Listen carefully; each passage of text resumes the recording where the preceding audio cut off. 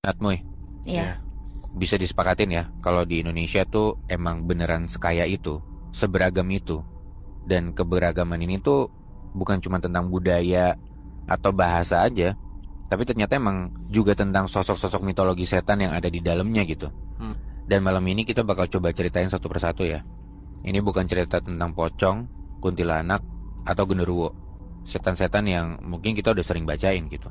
Ini cerita tentang setan-setan atau sosok yang mungkin kita belum tahu wujudnya tuh kayak gimana. Hmm. Setan atau sosok yang ada di luar jangkauan kita, di luar Pulau Jawa.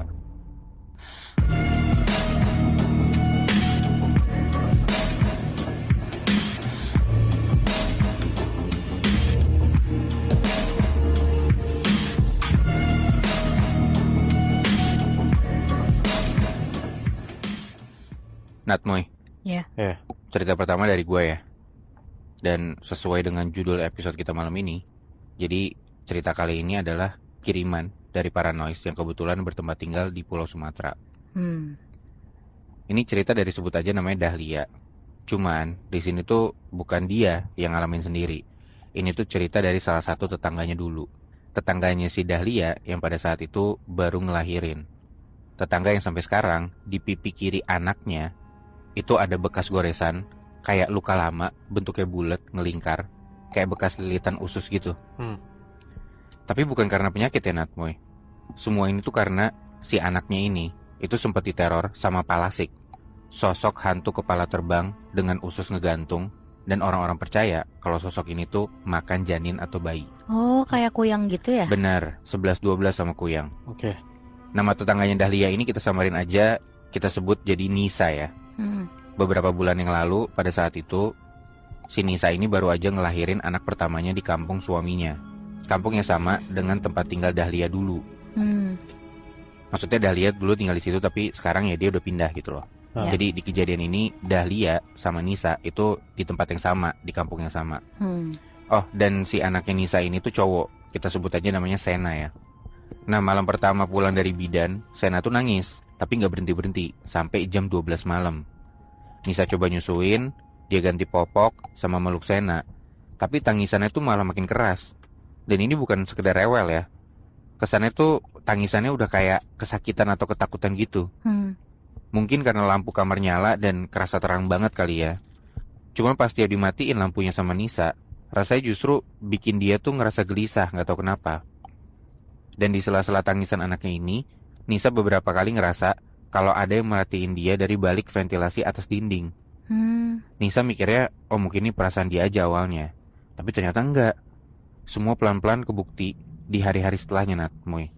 Di hari ketiga, Nisa tuh inget banget, dini hari dia lagi ngeganti popok anaknya. Pelan-pelan, dia ngedengar ada suara kayu digesek dari arah dapur. Oke. Bunyinya pelan, gemeretak, terus ada hembusan nafas panjang dari arah luar jendela dapur. Disamperin dong sama Nisa, karena takut ada apa-apa kan. Pas makin dekat sama dapur, lampunya kedap-kedip bentar, terus pet, mati total. Hmm. Terus di kaca jendelanya ada bayangan. Tapi ini bukan bayangan biasa, Natmoy. Ada kepala, lebih tepatnya cuman kepala doang, ngegantung aja gitu. Botak, kulitnya kayak dikeringin gitu. Hah? Terus matanya merah menyala samar-samar. Hmm. Dia diem, gak gerak, tapi tatapannya tuh beneran lurus ke arah dalam rumah. Cuman sebentar doang, abis itu hilang, nyaru sama bayangan pohon pisang. Hmm. Tapi sejak detik itu, Nisa beneran jadi gak bisa tidur tenang. Besok paginya, Nisa cerita ke suaminya. Tapi suaminya cuma senyum tipis terus bilang, itu kamu kurang tidur aja kali Nis, biasa, namanya juga ibu baru kan. Nisa nerimalah jawaban suaminya ini. Tapi dia yakin kalau semalam tuh dia gak salah lihat. Hari berikutnya, Sena anaknya Nisa makin menjadi-jadi, makin sering nangis tuh. Dan anehnya, ASI Nisa ini yang sebelumnya deres, tiba-tiba tuh berhenti keluar gitu aja. Sampai bener-bener kering katanya. Paniklah Nisa di situ. Dia coba ngasih Sena pakai opsi lain, susu formula. Oke. Tapi tetap aja, beberapa hari badan anaknya malah kelihatan jadi lebih kurus dari biasanya. Nah sekarang bukan cuma dia nih yang panik, suaminya juga jadi panik. Akhirnya suaminya ini minta tolong sama sebut aja namanya Mak Itam, dukun bayi tua di kampung halamannya ini. Hmm. Mak Itam masuk ke kamar Sena, Sena langsung diem. Kayak tiba-tiba ngerasa tenang gitu. Hmm. Tapi di situ raut wajahnya Mak Itam ini berubah jadi serius, Nat, Moy. Dia diem lama di sudut kamar, terus dia ngeluarin segenggam garam halus. Terus nancepin lidi sirih di 4 sudut kasurnya Sena. Mak Itam cuma bilang, hati-hati, anakmu sudah dicium baunya sama Palasik. Mampus. Katanya gitu. Jujur, Nisa bingung tuh ngejawabnya. Apalagi dia beneran baru pertama kali ngedenger nama itu. Tapi dari nada suaranya Mak Itam, Nisa yakin ini tuh bukan cerita bohongan. Malam berikutnya, Nisa mutusin buat jaga-jaga. Sena dipeluk tuh pakai kain gendongan, sedangkan suaminya Nisa itu tidur di sebelahnya. Pas udah dini hari, suasana rumah tuh tiba-tiba jadi aneh. Udara jadi pengap, jendela goyang-goyang sendiri, bahkan gak ada angin gitu. Terus dari arah langit-langit kamar, Nisa ngedenger ada suara desis pelan, kayak ada orang yang nahan nafas sambil nahan ketawa. Pas Nisa ngedongak ke atas, dia ngeliat lagi, Nat, Moy. Ada sosok kepala tanpa badan, udah melayang gitu di atas balok atap. Matanya merah, ada urat-uratnya gitu. Lidahnya tuh panjang ngejulur, kayak ngejilat angin gitu. Terus dari lehernya ngejuntai usus-usus merah gelap yang masih basah. Nisa teriak kenceng tuh di situ. Suaminya kebangun, tapi nggak nemuin apa-apa. Yang ada malah goresan kayak cakaran sama serpihan lendir gitu, kayak darah ngering, udah nempel di salah satu tembok bilik deket kasur. Anjir. Detik itu juga suaminya Nisa akhirnya baru percaya kalau emang ada yang aneh nih di rumahnya. Keesokan harinya, ada 2 tetangga datang. Mereka juga cerita kalau anaknya yang umurnya masih pada di bawah 3 bulan itu pada sakit. Yang satu demam tinggi, yang satu lagi muntah-muntah gak berhenti. Dan kedua tetangganya ini sama-sama yakin, kayak Mak Itam kemarin, kalau hanya ada satu kemungkinan alasan ini terjadi, yaitu Palasik udah kembali, kata gitu. Kalau kata Mak Itam ya, Palasik itu sebenarnya bukan setan, tapi dia ini manusia yang belajar ilmu hitam tingkat tinggi.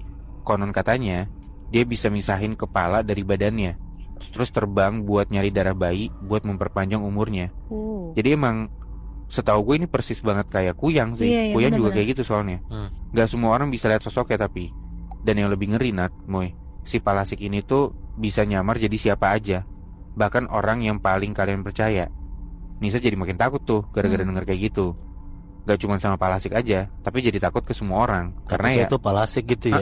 Bener. Nah tapi Mak Itam ngasih saran ke Nisa buat ngelakuin semacam pencegahan lah. Dan Nisa ngikutin aja sarannya nih. Jadi di 4 sudut rumah, termasuk sekelilingnya juga, Nisa tuh naburin garam sama kembang 7 rupa. Daun sirih juga dipasang di tiap pintu. Terus di kasur bayi digantung pisau kecil yang dibungkus kain putih kayak tolak bala gitu.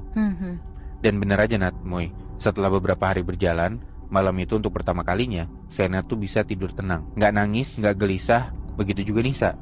Rumah jadi berasa lebih dingin, tapi gak serem. Cuman perasaan lega Nisa ini gak berjalan lama ternyata. Pas dia bangun dari tidurnya, dia ngelihat ke arah plafon kamar, persis di atas kasur bayi, udah ada kayak tetesan cairan kecoklatan gitu. Dan pas diperiksa, baunya beneran kayak darah. Dan bentuknya kayak telapak kaki mungil, tapi cuma 3 jari doang. Nisa jadi was-was lagi tuh. Setiap menit tuh dia ngerasa kayak ada yang ngawasin. Bahkan pas dia nyapu kamar, tangannya tuh nyentuh sesuatu keras di bawah bantal anaknya. Di sana tiba-tiba udah ada boneka kecil dari kain hitam, dijahit kasar gitu, gak ada wajahnya, cuman ada tali merah yang ngelingkar di lehernya. Pas Nisa coba ngeliatin boneka ini ke Mak Itam langsung gemeter dan bilang, ini penanda, dia sudah masuk, tapi dia hanya menunggu waktu saja, katanya gitu. Udah pasti malam harinya Nisa sama suaminya jadi balik jaga-jaga tuh, karena ngerasa gak aman lagi kan. Terus di sekitar jam 2 pagi, lampu dapur tuh tiba-tiba mati. Dan dari celah ventilasi atas kamar, Nisa ngeliat jelas banget ada lidah panjang ngejulur masuk kayak lagi nyari bau gitu. Nisa gak bisa nunggu lagi. Dia buru-buru ngebangunin suaminya, dan bahkan suami juga ikutan ngeliat itu. Tanpa pikir panjang, suaminya Nisa langsung ngambil boneka tadi itu. Dia bawa buat dibakar di dapur. Terus abis itu Nisa dan suaminya keluar rumah dalam keadaan tergesa-gesa bawa Sena yang lagi dibungkus selimut gitu. Dan pas keluar rumah, katanya anjing-anjing kampung tuh pada ngegonggong gitu ke arah rumah Nisa, seolah-olah kayak mereka tahu nih ada yang gak wajar di rumahnya Nisa. Intinya malam itu Nisa sekeluarga gak pulang ke rumah. Mereka pergi ke semacam orang pintar gitu ya. Dan di sana Sena dirawat, dipijat dan dimandiin pakai air khusus. Badannya si Sena tuh membaik tapi agak lambat. Dan tiba-tiba di pipi Sena tuh muncul tuh luka tadi yang gue bilang, bekas luka samar yang bentuknya tuh melingkar. Beneran mirip bekas lilitan sesuatu yang licin dan panas gitulah. Dan setelah itu Nisa sekeluarga mutusin buat pindah rumah, sama kayak Dahlia pada saat itu. Jadi ya intinya Dahlia tuh bertetangga sama Nisa beneran udah lama banget. Dia baru ngirimin ceritanya beberapa waktu lalu, karena secara gak sengaja dia baru ketemu Nisa lagi setelah bertahun-tahun lamanya. Update dari Nisa sih sampai sekarang, dia tuh gak bisa tidur tanpa lampu nyala. Dia juga jadi sigap buat ngecek anaknya setiap mendengar ada suara angin yang lewat gitu ke arah jendela kamarnya, karena takut ada yang nyium bau darah anaknya lagi. Tapi kalau misalnya lo bayangin jadi Nisa deh gitu, kenapa dia parno? Ya karena lawan dia bukan orang doang anjing, itu siluman jatuhnya kan. Iya benar. Gimana cara nangkalnya gitu loh. Iya benar. Soalnya ya sebenarnya percaya nggak percaya sih, kalau di Jakarta gini kan kita nggak pernah dengar adanya si palasik atau kuyang gitu kan. Bener. Biasanya kan di luar-luar daerah gitu. Iya. Ya bahkan kalau misalnya di Jakarta pun kita nggak pernah nih ada sosok yang namanya Maryaban, ya kan? Tapi gue sering dengar karena udah beberapa kali lu bacain juga kan cerita Maryaban ini. Dan sekarang gue juga dapat lagi cerita tentang Maryaban, dan ceritanya ini beda sama yang waktu pas gue ceritain waktu itu. Wah, anjir.